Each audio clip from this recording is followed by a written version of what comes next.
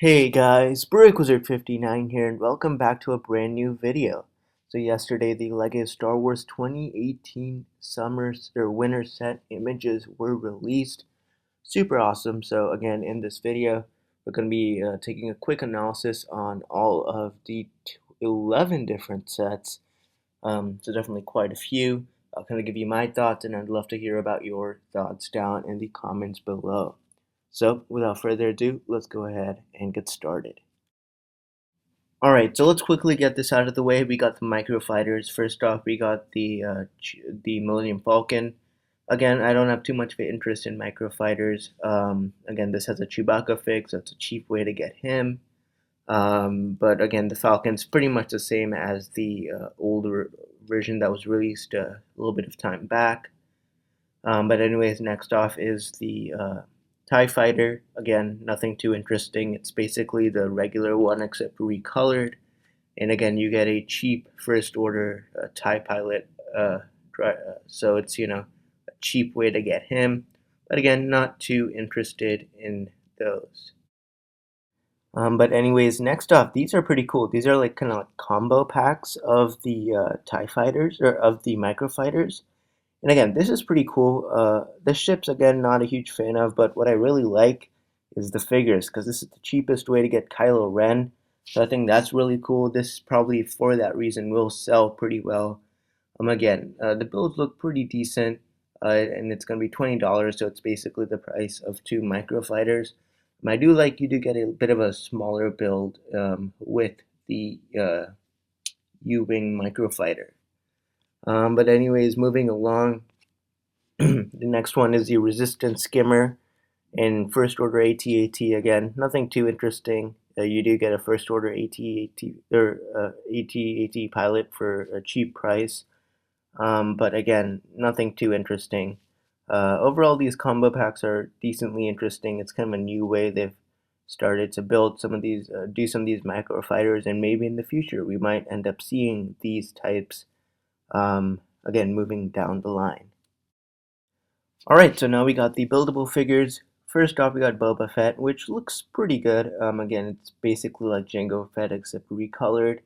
I really like the printing on the body piece, and you can see it is on the box art you have a Sarlacc.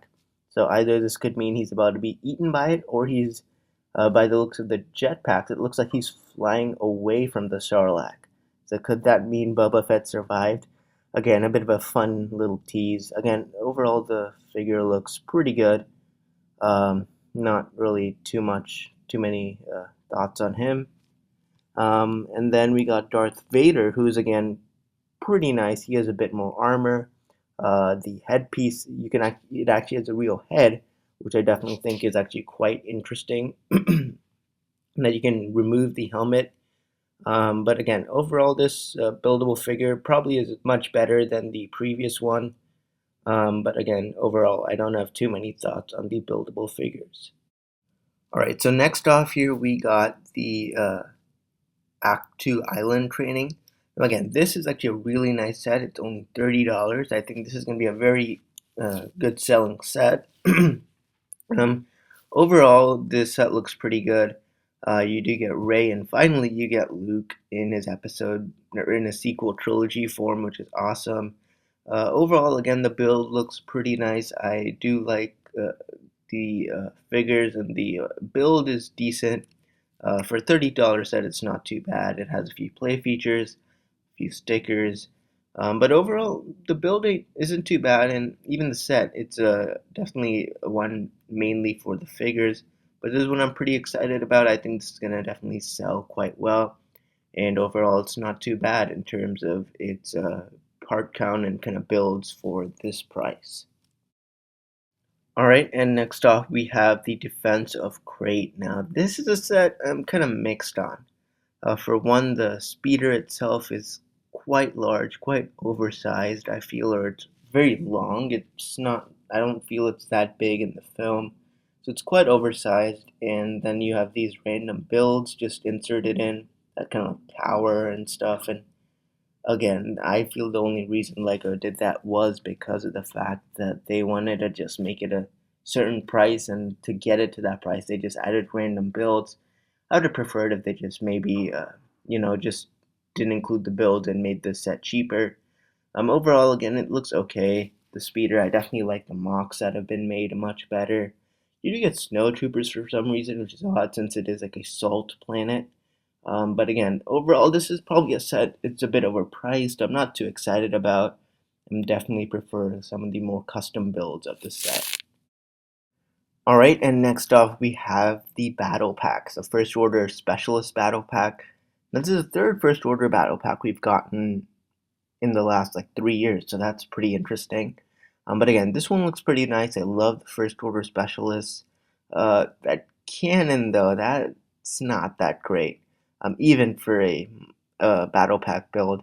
It really reminds me of the Senate Commandos kind of like turret, and also that Elite Clone Trooper and Commando Droid Battle Pack turret. The pieces look okay. I'm probably going to get one or two to do an alternate build on, but definitely the figures look really nice. I love those Executioner Troopers, and also that new First Order Trooper. So this is definitely a decent set. It's going to be 15 bucks, which again isn't that bad. But there's a look at the First Order Specialist Battle Pack. Alright, and next off we have the Tatooine Battle Pack. Again, this is one that I don't know why they made into a battle pack. The main thing is, of course, the Jawas and the Tusken Raider. I wish they would have flipped it and maybe included one Jawa and two Tusken Raiders, because I feel that will definitely be a much better battle pack, as Tusken Raiders are definitely a lot more sought after.